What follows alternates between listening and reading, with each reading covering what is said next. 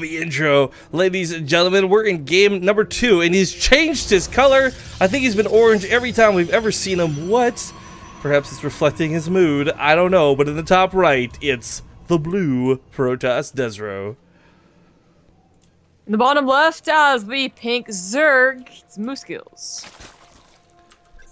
So Moosegills, he caught desRow off guard, there's no arguing that, but I feel like a big part of that was the fact that, you know, it's Iron Fortress. DesRow was busy worrying about walling off the top of that third. He wasn't really looking in the middle part of the two bases. There wasn't any like really good information for him pylon-wise or observer-wise. So there's a lot of things I think perhaps slightly could have gone different, and that wouldn't have been such a game-ending blow right there. But regardless, it was going to be hard to hold that third, just due to the map itself. And Infernal Pools kind of presents that same problem. Not as bad, I'd say, but... I don't really like... You know, desRow's the type of guy too that opens up with a robo. He's not he's actually one of the guys that will do it more often than anyone else, I would say. Like, whereas everyone else, we're always like, okay, well, there's the blink and there's the +2, and then we talk about the robo afterwards. desRow can open up with robo and not Immortal Sentialin, which is the usual standard. Let's like go to Quick Colossus, right?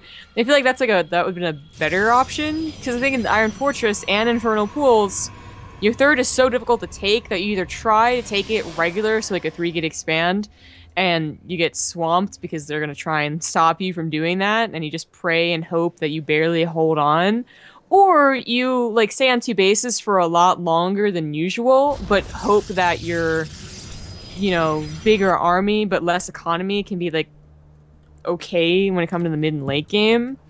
I mean, that just sounds like the safer path, even if it's not the best one. But then that's what vetoes are for, and you're not supposed to have 2 terrible third maps in a row as a Protoss. I don't know what happened with desRow.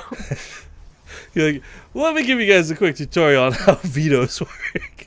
I really don't know what happened. Remove the maps you don't want to play on. Step 2, you did step 1. Congratulations.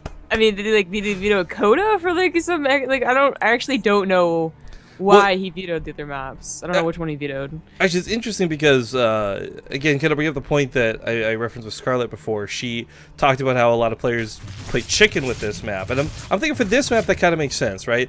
If you have Infernal Pool sneak in there, maybe it's because you accidentally let it sneak in there. But the other two, yeah, I have no clue.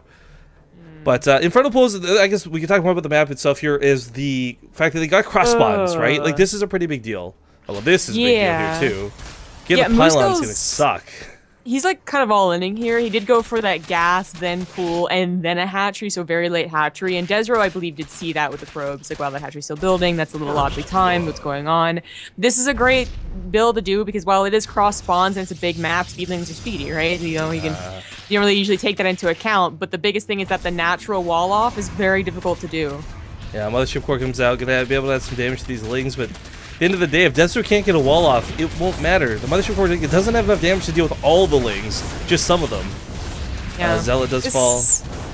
I mean, this seems like another, like, Moosegills played to the map really hard.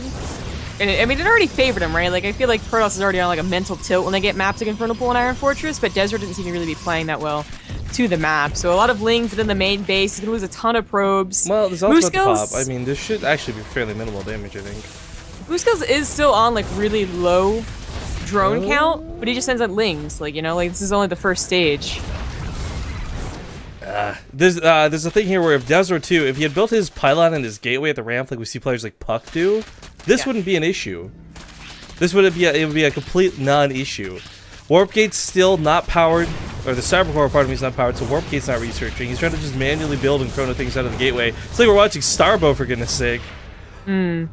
I mean, even if he had the main wall off, then you kill the Nexus, which is almost a guarantee if they can't wall off the natural to begin with. So, I mean, he didn't wall off the natural, he doesn't wall off the main. Well, that series didn't go anything close to like what I thought it would, Zombie Grub. I'm not gonna lie. You know that series took 12 minutes?